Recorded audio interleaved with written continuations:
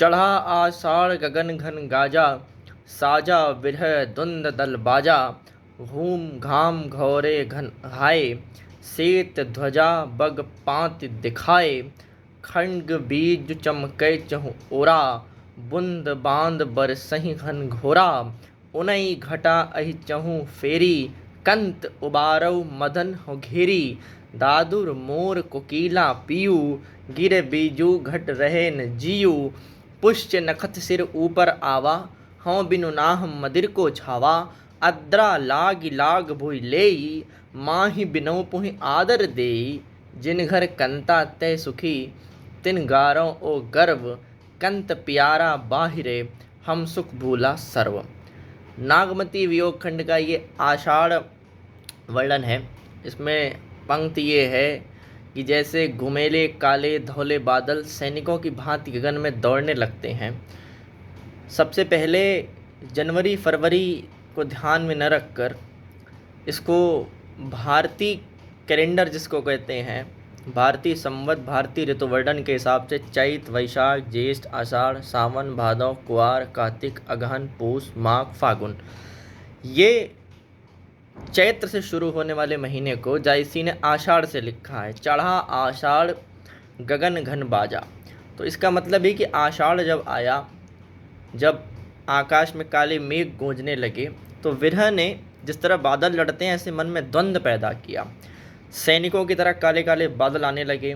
बगुले जब हवा में आने लगते हैं, पानी बरसता है, किनारे इकट्ठे होने लगते हैं, तो एक सफ़ेद झंडे से बगुले कहीं कहीं खड़े दिखने लगे। खड्ग बिजली के रूप में चारों ओर चमक रही है। घनघोर घनदानी भयानक बूंदों के बाण बरस रहे हैं। दरअसल आसमान से पानी नहीं गिर रहा है। नागमती के विरह में आकाश भी रो रहा है, मेघ भी रो रहे हैं। और जिस तरह वियोग में आने पर, दुख में आने पर नागमती के आँख से अश्रुधारा बह रही है, उसी तरह से आसमान भी रो रहा है। वो पंक्तियाँ हैं कि पी लिया जाने किस नदी का जहर, समंदर के होंठ क्यों नीले हैं। तो दरअसल आकाश भी रो ही रहा है और नक्षत्र लग गया है। भूमि अब प्रस्फुटित कर रही है, बीजों को ग्रहण कर रही है। खेत में धान रोपा जा रहा है। धान मैं आज के हिसाब से बता रहा हूँ, उस ज़माने में जो भी फसल रही होगी वो बोई जाने लगी होगी। जिस चारों ओर एक तरह से उल्लास है, चारों ओर एक नई कोपल, एक नई ऊर्जा का संचार है। जो धूप धूल से भरी हुई धरती थी वो अब साफ हो गई है, स्वच्छ हो गई है। पर इतना सब होने के बाद भी प्रिय के बिना मुझे कौन आदर दे सकता है। कबीर की पंक्ति है कि प्रीतम छवि नयनन बसी, अब छवि कहाँ समाए। मतलब प्रिय की छवि अगर मन में बस गई है तो दुनिया के कोई और छवि अच्छी नहीं लग सकती है। तो उसका प्रिय, नागमती का जो प्रिय है राजा, उसके सिवा उसको कौन आदर दे सकता है। चारों ओर घटा झुक आई है, हे कंत, हे प्रियतम, हे प्रीतम। मदन अर्थात कामदेव ने मुझे चारों ओर से घेर लिया है। कामदेव यहाँ पे दरअसल जायसी का जो काव्य है वो लौकिक प्रेम या अलौकिक प्रेम के बीच एक सेतुबंध का निर्माण करता है। जायसी का काव्य केवल नाम इस्लाम होने से जायसी के काव्य में इस्लाम नहीं है। जायसी के काव्य का लोक तत्व तो इतना भयंकर है, जायसी के काव्य में लोक कथाएँ इतनी ज़्यादा हैं कि जायसी के काव्य में आपको समुद्र द्वारा सिद्ध गुटका, शिव पार्वती का संवाद, दरअसल जायसी ने लोक की कथा में प्रेम पिरो के उसको सामने लोक को ही प्रस्तुत कर दिया। तो जो पंक्ति है कि कामदेव ने मुझे चारों ओर से घेर लिया है, दरअसल ये काम चेतना की इच्छा नहीं है, ये बहुत सरल बहुत सहज संवेदना और भावनाओं के द्वारा उपजे उस भावना की उत्पत्ति है जो काम चेतना की ओर जाके ऊर्ध्व हो जाएगी तो शायद काम चेतना बन जाएगी। ये वो भाव है। और ऐसी स्थिति में मुझे आकर बचाओ। दादुर अर्थात मेढक, मोर, कोयल और पपीहे पीहू पीहू करके मुझे बेध रहे हैं।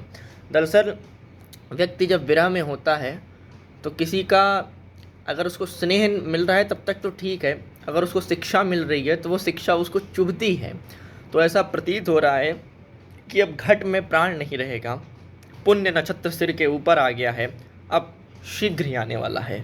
परंतु मैं बिना स्वामी के हूँ, मेरे मंदिर भवन को कौन छाएगा। जो ये पंक्ति है ना कि आदर लगा लाग भूल लेई माहियो बिनु कौन आदर देई। अब इसको मुझे कौन आदर देगा, मेरे मन मंदिर को कौन छाएगा। जिनके घर पति हैं वे सुखी हैं, उन्हीं को गौरव है, उन्हीं को गर्व है। मेरा प्यारा कंत अर्थात मेरा पति, मेरा प्रेमी जो कि परदेश में है, इसलिए मैं सब कुछ भूल गई हूँ। दरअसल ये जायसी ने केवल नागमती का विरह नहीं किया। जायसी ने ऋतुवर्णन के लिए केवल नागमती के दुख को नहीं बताया, जायसी ने एक स्त्री के दुख को बताया कि वो रानी भी होती है, लेकिन पुरुष प्रधान समाज का दबाव इतना ज़्यादा है कि समाज ने स्त्री और प्रियतमा के सुख को एक पुरुषत्वात्मक समाज के इर्द गिर्द बांध दिया है। और रानी का जो भारतीय समाज में लोक कथाओं में जो स्त्री का विरह और स्त्री का पतिव्रता धर्म है, उसके सर्वोच्च शिखर पर नागमती को बिठाते हैं। रत्नसेन भले ही अन्य रानियों के लिए पागल हो, रत्नसेन भले ही किसी भी मतलब वो विवाह पे विवाह किए जा रहा है और पद्मावती के पीछे भागा जा रहा है, किंतु जो पतिव्रता या प्रेमी सहज प्रेमी का दृश्य कहते हैं, इसीलिए जायसी की कथा लोक तत्व है। और ये सबसे बड़ा प्रश्न है कि पद्मावत सूफी काव्य है या प्रेम काव्य है। कुछ ने उत्तर दिया कि सूफी प्रेमाख्यानक काव्य है, परंतु पद्मावत लोक काव्य के साथ साथ सहज प्रेमाख्यानक काव्य है। और आज के लिए इतना ही, फिर मिलते हैं अगली ऋतु के साथ। धन्यवाद।